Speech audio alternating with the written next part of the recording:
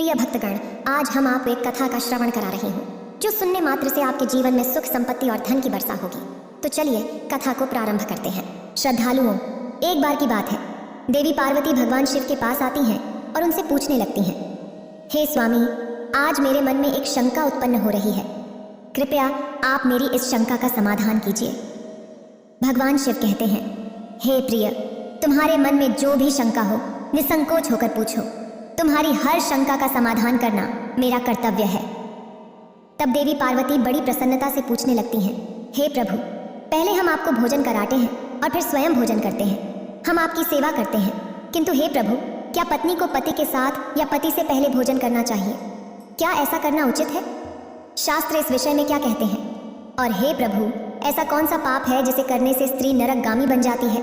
कृपया आप मेरी इस शंका का समाधान कीजिए। भगवान शिव मुस्कुराते हुए कहते हैं, हे पार्वती, आज तुमने समस्त मानव जाति के कल्याण के उद्देश्य से बहुत ही महत्वपूर्ण प्रश्न किया है। हे देवी, तुमने जो प्रश्न किया है उसका समाधान देवी सुदेवा की कथा सुनने से प्राप्त हो जाएगा। देवी पार्वती पूछती हैं, हे प्रभु, ये रानी सुदेवा कौन थी? उनका आचार विचार कैसा था? मेरे मन में उनके विषय में जानने की जिज्ञासा हो रही है। फिर भगवान शिव कहते हैं, हे पार्वती, तुम्हारे आग्रह पर आज मैं तुम्हें रानी सुदेवा की कथा सुनाता हूँ। तुम्हारी सभी शंकाओं का समाधान इस प्राचीन कथा में ही है। इस कथा में तुम्हें तुम्हारे सभी प्रश्नों के उत्तर मिल जाएंगे, इसीलिए इस कथा को ध्यानपूर्वक सुनो। जो भी मनुष्य इस कथा को ध्यानपूर्वक सुनता है और इसका प्रचार करता है, वह सौभाग्यशाली बनता है और उसे कभी नरक की प्राप्ति नहीं होती है। फिर देवी पार्वती कहती हैं, हे स्वामी, मैं इस कथा को अवश्य ध्यानपूर्वक सुनूंगी, कृपया आप इस कथा को कहिए। भगवान शिव कहते हैं, हे पार्वती, फिर सुनो इस कथा को। अगर आप यह कहानी सुन रहे हैं तो पूरा सुनिए। इस कथा को आधा अधूरा छोड़कर जाने की गलती मत करिएगा, क्योंकि इस पवित्र कथा को पूरा सुनने से मनचाहा फल की प्राप्ति होगी। इसलिए इस कथा को पूरा सुने। आप शिव भक्त हैं तो भोलेनाथ का अनादर ना करें। प्राचीन काल में अयोध्यापुरी में महाराज इक्ष्वाकु राज्य करते थे। वे धर्म का पालन करने वाले, गुणवान, चरित्रवान और अत्यंत कुशल सम्राट थे। उनका विवाह काशी नरेश की पुत्री सुदेवा के साथ हुआ था। सुदेवा सत्य का व्रत पालन करने में तत्पर, गुणवान, चरित्रवान और महान पतिव्रता थी। महाराज इक्ष्वाकु पुण्यात्मा थे।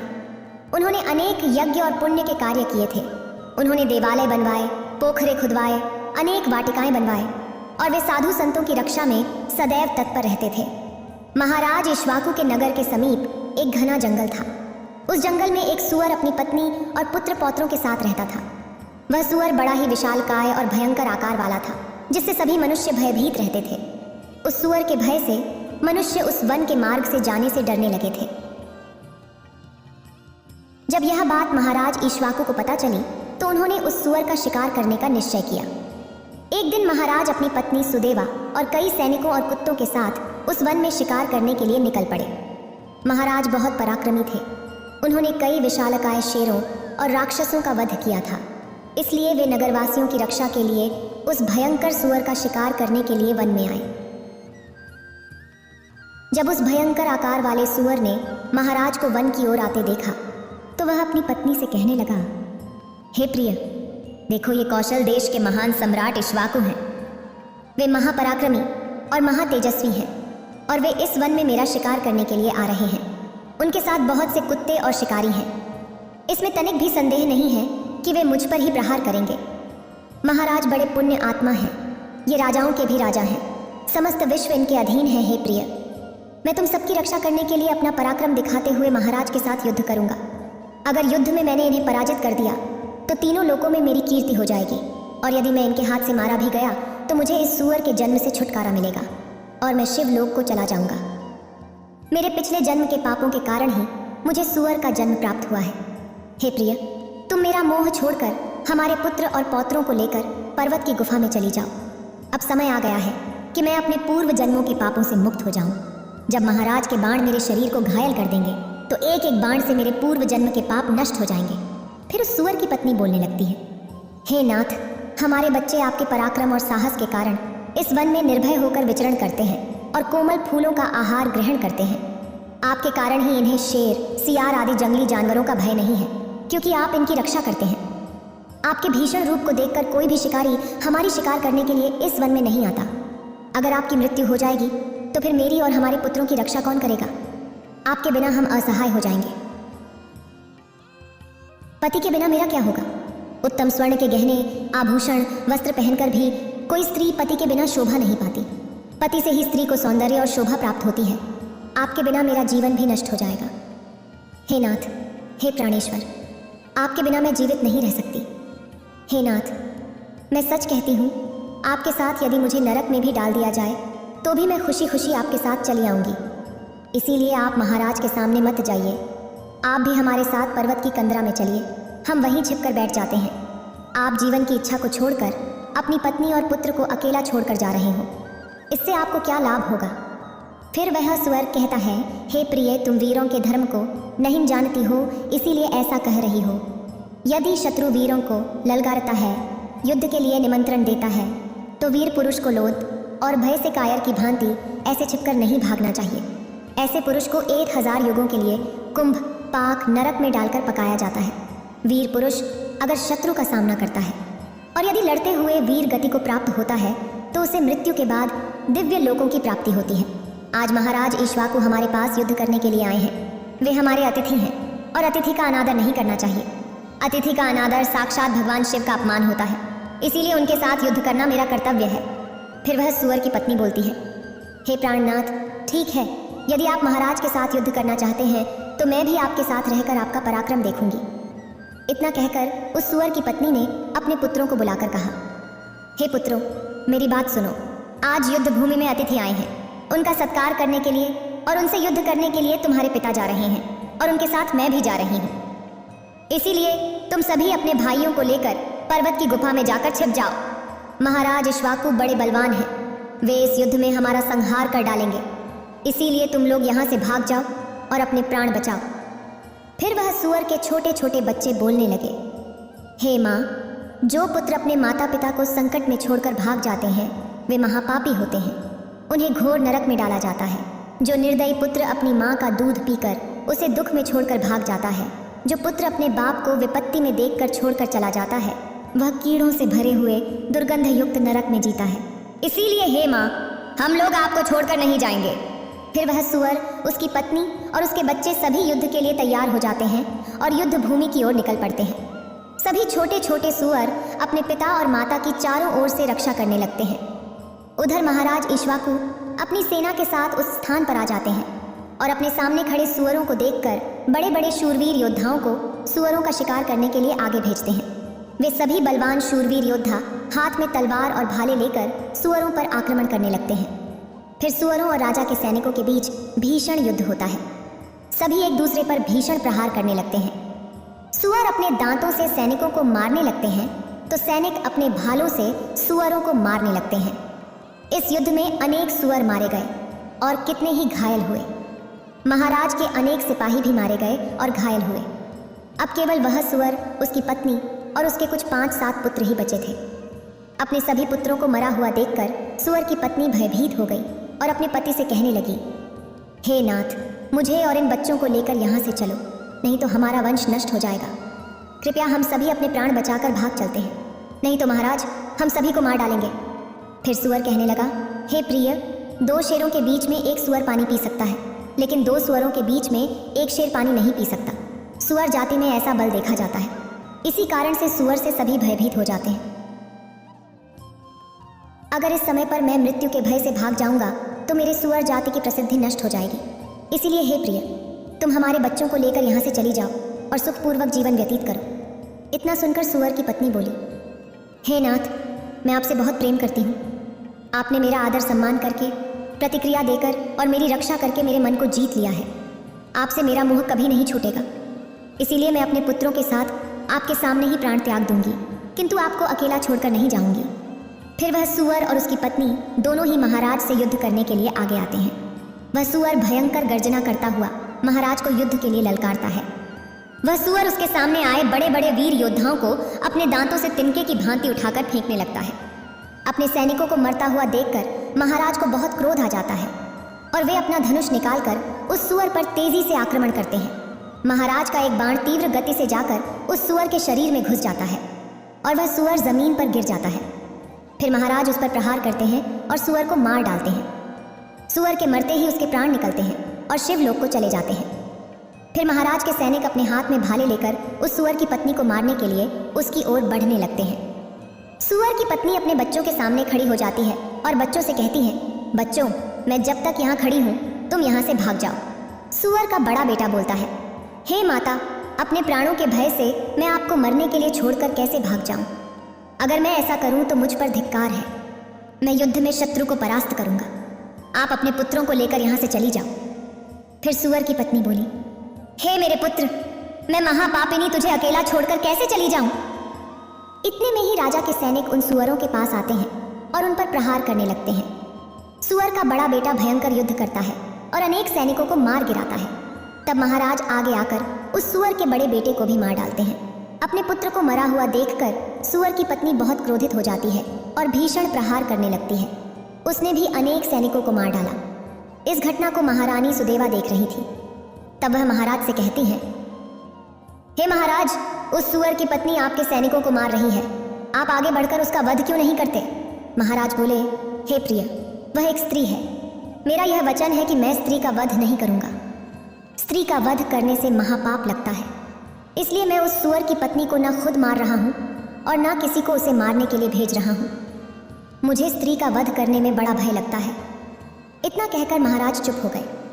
फिर महाराज की सेना में भार्गव नाम का एक बलवान सिपाही था।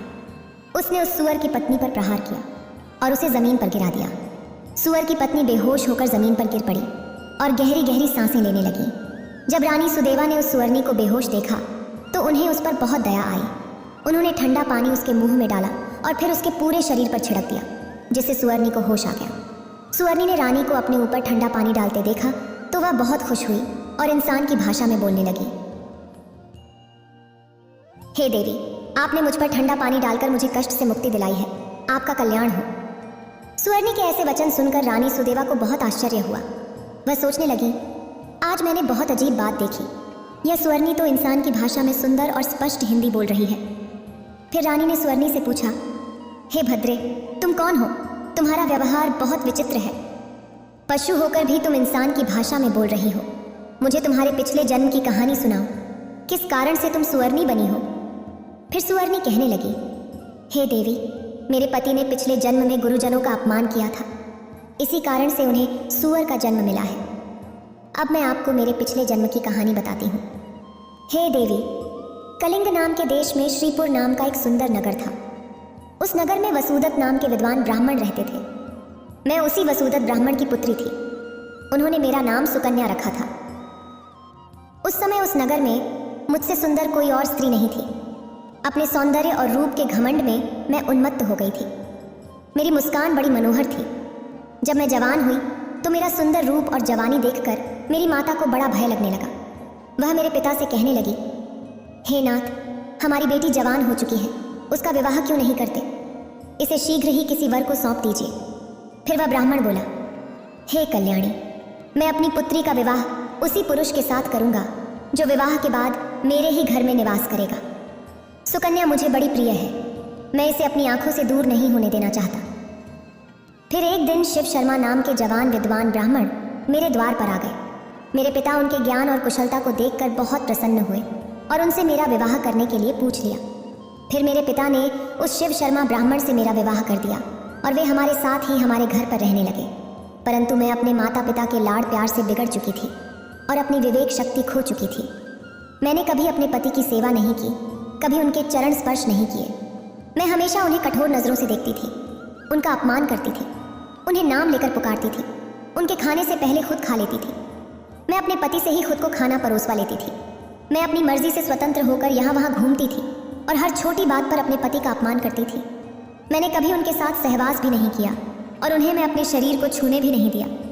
शिव शर्मा बहुत ही शांत स्वभाव के थे। उन्होंने मुझे कई दिनों तक सहन किया और फिर एक दिन अत्यंत दुखी होकर मुझे छोड़कर चले गए। मेरे पति के जाते ही मेरे पिता बहुत दुखी होकर कहने लगे, हे प्रिय सुनो, हमारे दामाद हमारी बेटी को छोड़कर चले गए हैं। हमारी बेटी ही पापचारिणी थी, दामाद तो विद्वान थे। मैं क्या जानता था कि हमारी बेटी सुकन्या दुष्ट और कुल नाशिनी होगी। फिर मेरी माँ बोली, हे नाथ, हमारी बेटी आपके लाड प्यार से बिगड़ गई है। इसे सही राह पर लाने के लिए आपको ही कुछ करना होगा। पिता के घर में रहने वाली कन्या दुराचारी बन जाती है, इसलिए उसे उसके पति के पास ही रखना चाहिए। हमारी बेटी बहुत दुष्ट और पापिनी है। आप इसका त्याग करके इसे इसके पति के पास भेज दीजिए। माता के ये वचन सुनकर मेरे पिता बहुत क्रोधित हुए और मुझे कहने लगे, हे दुष्टा, हमारे कुल में कलंक लगाने वाली दुराचारिणी, तेरे ही कारण शिव शर्मा हम सबको छोड़कर चले गए। इसलिए तेरा पति जहाँ है तू वहीं चली जा, या तुझे जो स्थान अच्छा लगे वहाँ चली जा। फिर मैं अपने घर को छोड़कर चली गई। बाहर जाने पर लोग मुझे कुलटा, पापिनी, दुराचारिणी कहकर संबोधित करने लगे। इसलिए मैं अपने पति को ढूंढते हुए वन चली गई। एक दिन वन में मैं एक कुटिया के सामने जाकर खड़ी हो गई और भिक्षा मांगने लगी।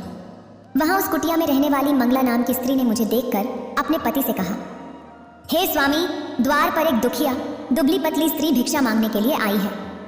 मंगला का पति शिव शर्मा ही था, जिन्होंने मेरा त्याग किया था। मुझे देखकर उन्होंने मुझे पहचान लिया और अपनी पत्नी से कहने लगे, प्रिय, यह मेरी पहली पत्नी सुकन्या है, जो मुझे बहुत प्रिय थी। इसलिए तुम इसका आदर सत्कार करो और इसे अपने घर में स्थान दो। फिर मंगला ने अपने पति की आज्ञा का पालन करते हुए मुझे घर के अंदर बुला लिया और पहनने के लिए वस्त्र दिए। एक दिन मंगला के अच्छे स्वभाव और मेरे दुष्ट स्वभाव के बारे में सोचते हुए मुझे बहुत दुख हुआ। अधिक चिंता करने के कारण मेरा हृदय फट गया और उसी क्षण मेरी मृत्यु हो गई। फिर यम के 2 दूत उस स्थान पर आ गए और मुझे उठाकर यमलोक ले गए।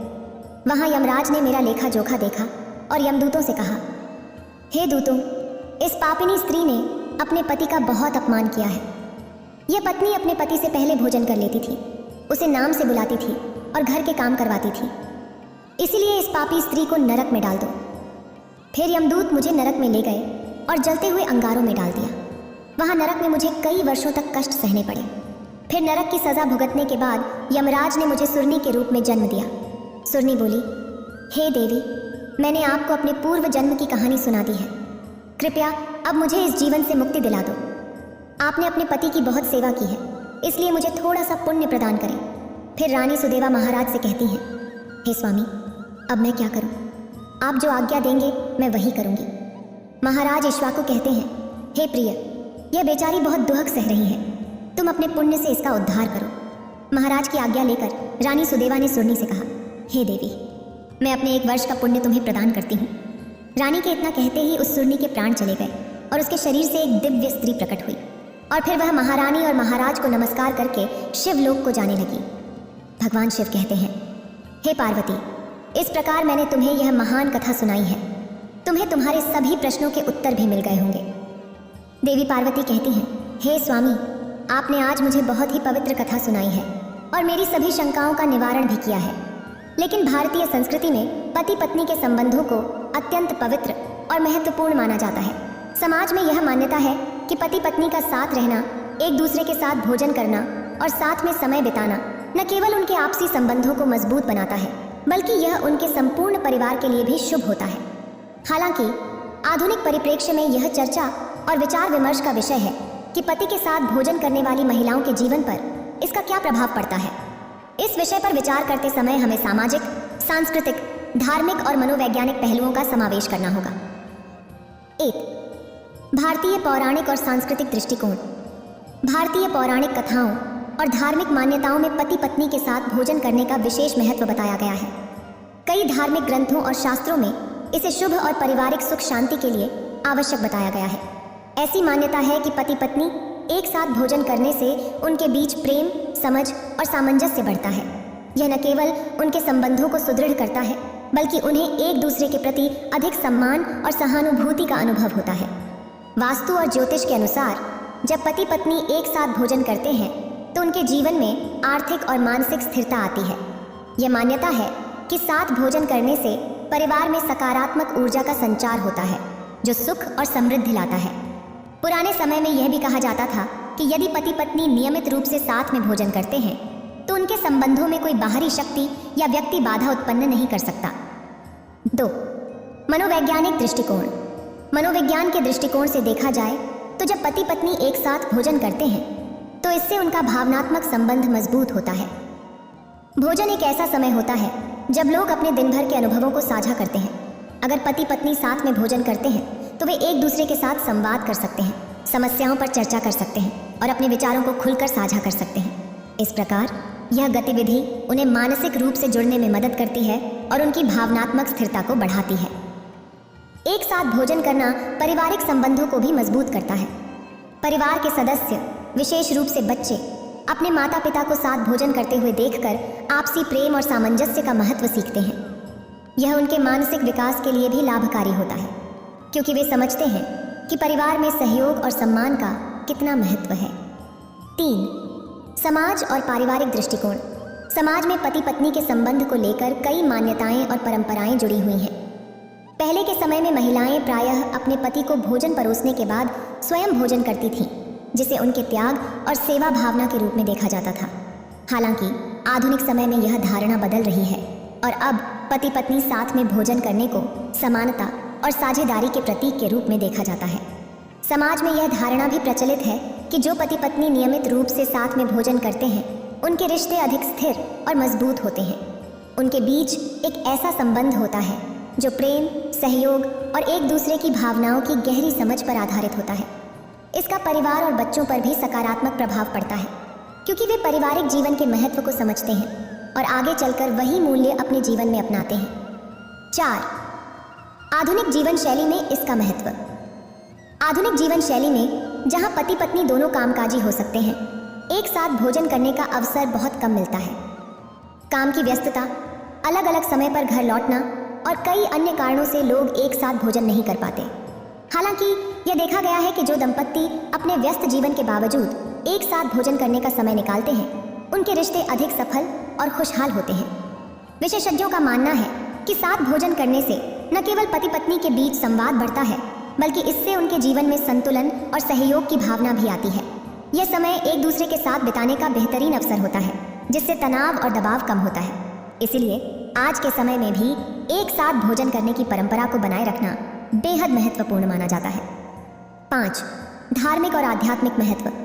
धार्मिक दृष्टिकोण से देखा जाए तो कई धर्मों में पति पत्नी का एक साथ भोजन करना शुभ माना जाता है। इसे परिवार के सभी सदस्यों के लिए शुभकारी माना जाता है। हिंदू धर्म में विशेष रूप से नवरात्रि, करवा चौथ और अन्य व्रत त्योहारों पर पति पत्नी का साथ भोजन करना शुभ माना गया है। इसे एक धार्मिक और आध्यात्मिक अनुष्ठान के रूप में देखा जाता है, जो दाम्पत्य जीवन में सुख और शांति लाता है। आध्यात्मिक दृष्टिकोण से जब पति पत्नी साथ में भोजन करते हैं तो उनके बीच की ऊर्जा का आदान प्रदान होता है। यह न केवल उनके शारीरिक, मानसिक और भावनात्मक स्वास्थ्य के लिए लाभकारी होता है, बल्कि उनके आध्यात्मिक विकास में भी सहायक होता है। साथ भोजन करने से दोनों के बीच का भावनात्मक संबंध गहरा होता है, जिससे वे एक दूसरे के साथ अधिक संतुलित और खुशहाल जीवन जी सकते हैं। निष्कर्ष: पति के साथ भोजन करने वाली महिलाओं के जीवन पर इसका गहरा सकारात्मक प्रभाव पड़ता है। भारतीय संस्कृति में इसे न केवल प्रेम और सहयोग का प्रतीक माना जाता है, बल्कि यह मान्यता भी है कि इससे परिवार में समृद्धि और शांति आती है। आधुनिक जीवन शैली में भी यह परंपरा पति पत्नी के बीच संबंधों को मजबूत बनाने और पारिवारिक सुख शांति के लिए अत्यधिक महत्वपूर्ण है। इस वीडियो को बोलते समय कोई त्रुटि हो तो मैं क्षमा चाहती हूँ। उम्मीद है आप सभी को यह वीडियो अच्छी लगी होगी। अगर आप शिव के सच्चे भक्त हैं तो चैनल को सब्सक्राइब और वीडियो को लाइक करके